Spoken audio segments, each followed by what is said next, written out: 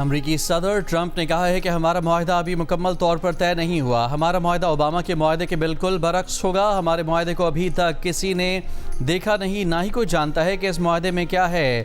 ناکام لوگوں کی باتوں پر دھیان نہ دیں جو جانے بغیر تنقید کر رہے ہیں۔ مجھ سے پہلے والوں کو یہ مسئلہ کئی سال پہلے حل کر لینا چاہیے تھا۔ ایران سے متعلق اچھی خبر ہی ہوگی، میں بری ڈیل نہیں کرتا۔ امریکی ٹی وی چینل ABC سے بات چیت کرتے ہوئے ٹرمپ نے کہا کہ ایران سے ڈیل مکمل طور پر انہی پر منحصر ہے۔ اس سے پہلے امریکی صدر ڈونلڈ ٹرمپ نے کہا تھا کہ ایران سے مذاکرات منظم اور تعمیری انداز میں آگے بڑھ رہے ہیں۔ ایک اور پوسٹ میں ٹرمپ نے جنگی جہاز کے نیچے میزائل کی تصویر جاری کر دی۔ میزائل پر مخصوص فقرہ بھی لکھا کہ اس معاملے پر توجہ دینے کا شکریہ۔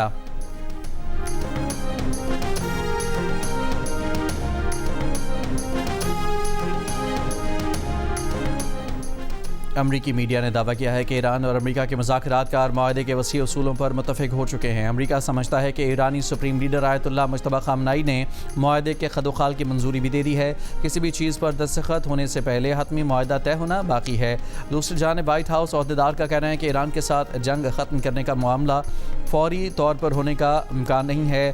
ایرانی قیادت کی جانب سے معاہدے کی منظوری میں کئی روز لگ سکتے ہیں۔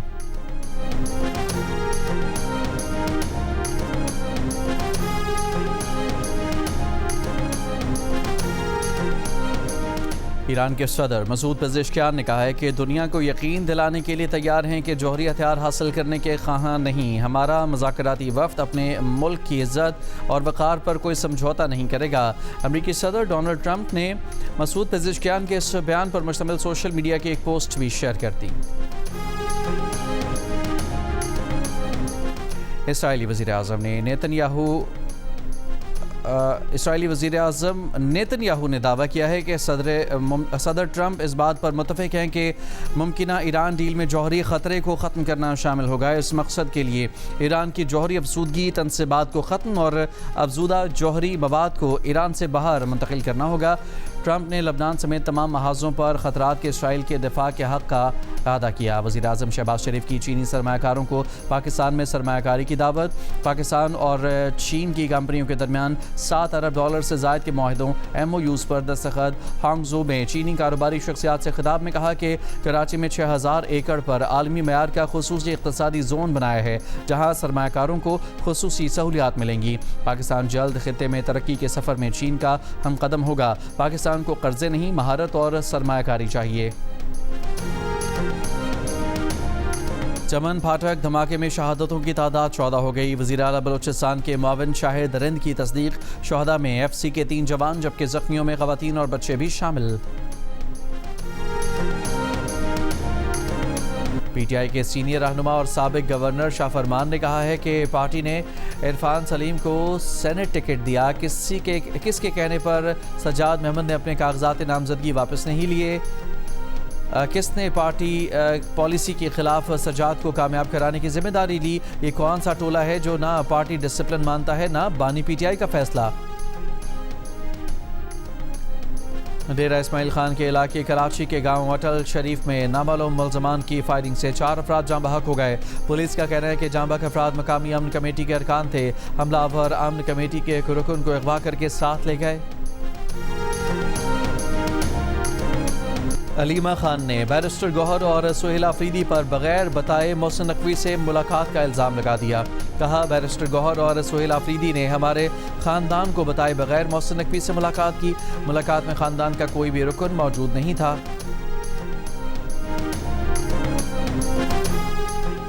مرکزی سیکرٹری اطلاعات PTI شیخ وقاص اکرم نے کہا کہ بیرسٹر گوہر اور وزیر اعلیٰ سہیل آفریدی کی محسن نقوی سے ملاقات ہوئی ہے۔ ملاقات 14 مئی کو ہوئی تھی۔ ملاقات میں امن و امان سے متعلق امور پر تبادلہ خیال کیا گیا۔ ملاقات میں بانی PTI کا کوئی فیملی ممبر موجود نہیں تھا۔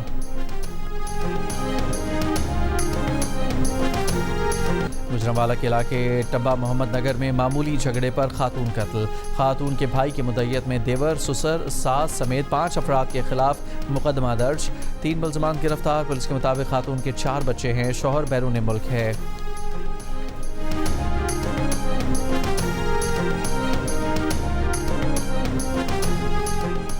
ایم کیو ایم پاکستان کے رہنما فاروق ستار نے کہا کہ ملیر ایکسپریس وے کا افتتاح ہوا ہے۔ منصوبہ 25 سال پہلے بے نظیر بھٹو نے شروع کیا تھا۔ بلاول کی گفتگو سے ایسا لگا کہ کوئی پریشان حال رہنما بات کر رہا ہو۔ 18 سال کی نااہلی کو ایک شاہراہ کے پیچھے نہیں چھپایا جا سکتا۔ 2008 سے پیپلز پارٹی کی حکومت ہے۔ پانی کے منصوبے K4 کا کیا ہوا؟ کراچی سرجانی ٹاؤن میں ایم کیو ایم پاکستان میں شمولیتی پروگرام سے خطاب۔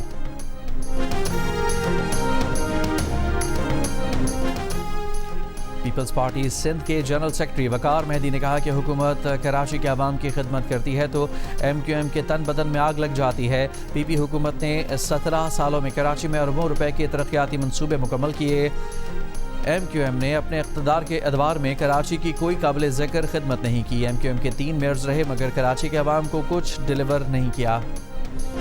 مناسک حج کا آغاز ہو گیا۔ سعودی عرب میں موسم گرم۔ عرب ٹی وی کے مطابق مکہ مکرمہ میں درجہ حرارت 47 ڈگری تک پہنچ گیا۔ سعودی حکام نے مقدس مقامات پر سایہ دار جگہوں اور طبی سہولیات میں اضافہ کر دیا۔ محکمہ موسمیات کے مطابق یوم عرفہ پر بھی درجہ حرارت تقریباً 45 ڈگری رہنے کا امکان ہے۔ ملک بھر کی مویشی منڈیوں میں گہما گہمی بڑھ گئی۔ بچے بھی بڑوں کے ساتھ پیش من پسند جانور خریدنے مویشی منڈیوں کا رخ کر لیا۔ خریداروں اور بیوپاریوں کے درمیان بھاؤ تاؤ جاری۔ فیصل آباد میں کالے رنگ کے ہیوی ویٹ بیل توجہ کا مرکز بن گئے۔ خوبصورت جوڑی کے مالک نے 1 کروڑ روپے کی ڈیمانڈ کر دی۔ میاں والی کے مویشی منڈی میں بادشاہ دمبے کی دھوم۔ بیوپاری نے دمبے کی قیمت 2,30,000 روپے مقرر کر دی۔ اسلام آباد میں سلطان بیل شہریوں کی توجہ کا مرکز بن گیا۔ قیمت 25 لاکھ روپے، وزن 27 من بتایا جا رہا ہے۔ خیرپور اور پڈیدن میں بھی لوگ پسند کا جانور خریدنے مویشی منڈی پہنچ گئے۔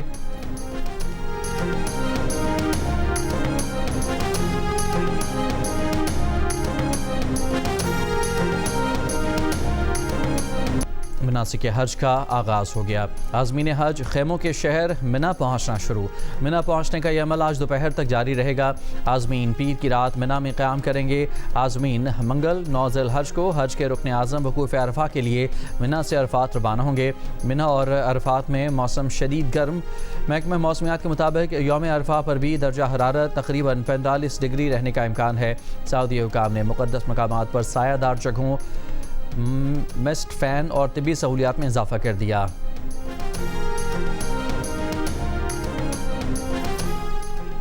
آٹھ عرب اور مسلم ممالک کی سمود فلوٹیلا ارکان سے اسرائیلی وزیر کے ناروا سلوک کی مذمت۔ پاکستان، قطر، UAE، سعودی عرب، ترکی، انڈونیشیا، اردن، مصر کا مشترکہ بیان۔ کہا کہ اسرائیلی وزیر بن گوئر کا رویہ خوفناک، ذلت آمیز اور ناقابل قبول ہے۔ غزہ کے لیے امداد لے جانے والوں سے اسرائیلی وزیر کا یہ رویہ انسانی وقار پر شرمناک حملہ ہے۔ یہ بین الاقوامی قانون کے تحت اسرائیل کی ذمہ داریوں کی واضح خلاف ورزی ہے۔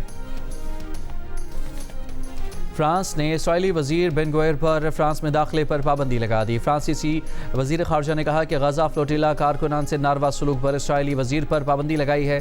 فرانسیسی شہریوں کو دھمکانا اور تذلیل ناقابل برداشت ہے۔ یورپی یونین سے بھی بن گوئر پر پابندی لگانے کا مطالبہ کرتے ہیں۔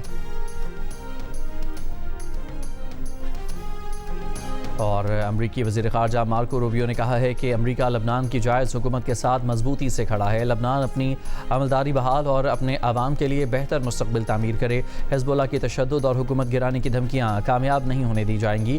وہ دور ختم ہو رہا ہے جب ایک دہشت گرد گروہ نے پورا ملک یرغمال بنا رکھا تھا۔